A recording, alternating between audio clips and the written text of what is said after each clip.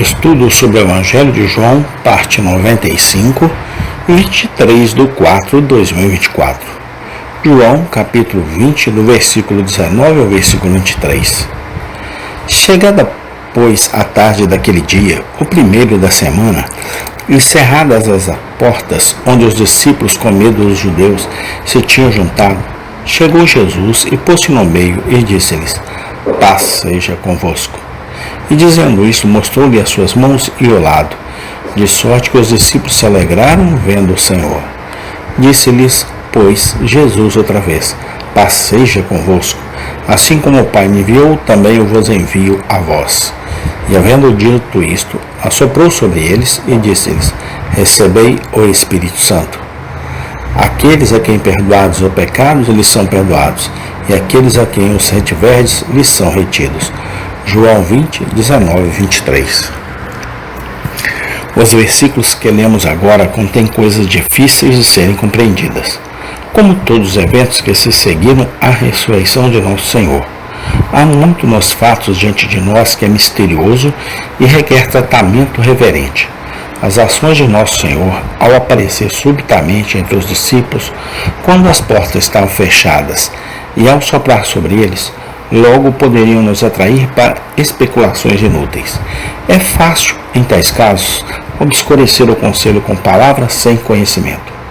Acharemos mais seguro e sábio limitar nossa atenção a pontos que são claros e instrutivos. Devemos observar, por um lado, a linguagem notável com que nosso Senhor saudou os apóstolos, quando os encontrou pela primeira vez após sua ressurreição. Por 2 vezes, dirigiu-se a eles com as palavras gentis: paz seja convosco. Podemos descartar como insustentável, com toda probabilidade, a sugestão fria e cautelosa de que isso não era nada melhor do que uma frase de cortesia sem sentido. Aquele que falou como nunca nenhum homem falou, não disse nada sem sentido. Ele falou, podemos ter certeza, com reverência especial ao estado de espírito dos 11 apóstolos, com reverência especial aos eventos dos últimos dias e com reverência especial ao seu ministério futuro. Paz e não culpa, paz e não censura, paz e não repreensão. Foi a primeira palavra que este pequeno grupo ouviu dos lábios de seu mestre, depois que ele deixou o túmulo. Era certo e apropriado que assim fosse, e em plena harmonia com as coisas que aconteceram antes. Paz na terra era a canção do exército celestial quando Cristo nasceu. Paz e descanso da alma foi o assunto geral que Cristo pregou continuamente por 3 anos. A paz e não as riquezas foi o grande legado que ele deixou com os 11 na noite anterior à sua crucificação. Certamente estava de acordo com todo o teor dos procedimentos de Nosso Senhor que, quando ele revisitou seu pequeno grupo de discípulos após sua ressurreição, sua primeira palavra deveria ser paz. Era uma palavra que acalmaria suas mentes. A paz, podemos concluir com segurança, foi planejada por Nosso Senhor para ser a nota-chave do ministério cristão.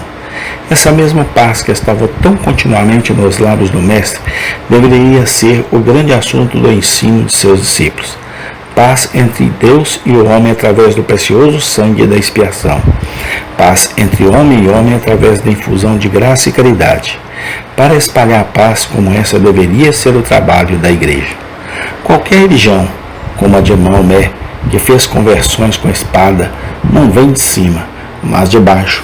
Qualquer forma de cristianismo que queima homens na fogueira, a fim de promover seu próprio sucesso, traz consigo a marca de uma apostasia. Essa é a religião mais verdadeira e melhor, que é mais fácil para espalhar a paz real e verdadeira. Devemos observar, por outro lado, nesses versículos, a notável evidência que Nosso Senhor forneceu de sua própria ressurreição. Ele graciosamente apelou aos sentidos de seus discípulos trêmulos. Ele lhe mostrou sua mão de seu lado. Ele lhe pediu que vissem com seus próprios olhos que ele tinha um corpo material real e que ele não era um espírito ou um espírito. Apalpa-me e vê. Foram suas palavras, de acordo com Lucas. Um espírito não tem carne e osso, mas você vê que eu tenho. Grande, de fato, foi a condescência de nosso abençoado Mestre, ao descer assim a débil fé dos 11 apóstolos. Mas grande também foi o princípio que ele estabeleceu para o uso de sua igreja em todas as épocas, até que ele retorne. Esse princípio é contrário aos nossos sentidos. Coisas acima de nossa razão devemos esperar encontrar em uma religião que vem de Deus, mas não coisas contrárias à razão. Apeguemos-nos firmemente a este grande princípio e nunca nos esqueçamos de usá-lo. Cuidemos especialmente de usá-lo avaliando o efeito dos sacramentos e da obra do Espírito Santo. Exigir que as pessoas acreditem que os homens têm o poder vivificador do Espírito Santo, quando nossos olhos nos dizem que estão vivendo em descuido e pecado habitual, ou que o pão e o vinho da ceia do Senhor são o verdadeiro corpo e sangue de Cristo, quando nossos sentidos digam-nos que ainda são pão e vinho, isso requer mais fé do que Cristo jamais exigiu de seus discípulos. Exigir o que é categoricamente contraditório à razão e ao bom senso. Tais requisições Cristo nunca fez. Não tentemos ser mais sábios do que nosso Senhor.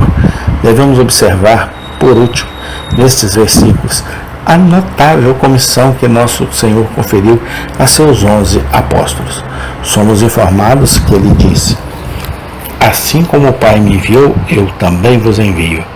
E depois de dizer isso, soprou sobre eles e disse: receba o Espírito Santo. Se você perdoar os pecados de alguém, eles serão perdoados. Se você retém os pecados de alguém, eles são retidos. E vão negar que o verdadeiro sentido dessas palavras solenes tem sido por séculos um assunto de controvérsia e disputa. Talvez seja inútil esperar que a controvérsia seja encerrada.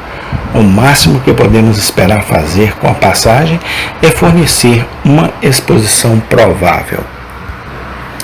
Parece então altamente provável que Nosso Senhor, nesse lugar solenemente, comissionou seus apóstolos a irem por todo o mundo e pregar o Evangelho como ele o havia pregado.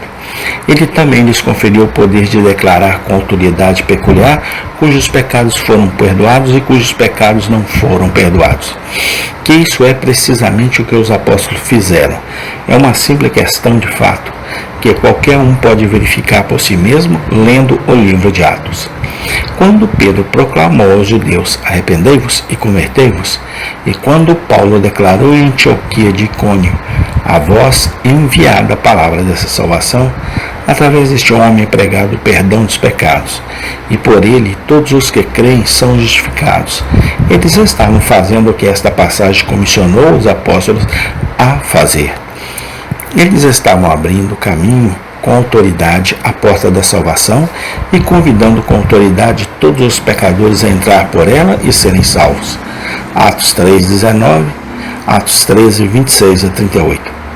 Parece, por outro lado, o que quer que alguns digam, não há um único exemplo a ser encontrado nos atos de qualquer apóstolo usando tal absolvição após a confissão. Acima de tudo, não há vestígio nas duas epístolas pastorais a Timóteo e Tito de tal confissão e absolvição serem recomendadas ou consideradas desejáveis. Em suma, o que quer que os homens digam sobre a absolvição sacerdotal privada, não há um único precedente para isso na palavra de Deus.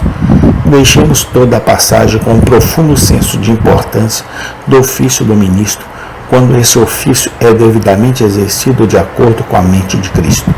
Nenhuma honra maior pode ser imaginada do que ser embaixadores de Cristo e proclamar em nome de Cristo o perdão dos pecados ao mundo perdido. Mas tenhamos sempre cuidado ao investir o ofício ministerial com um J a mais de poder e autoridade do que Cristo conferiu a ele.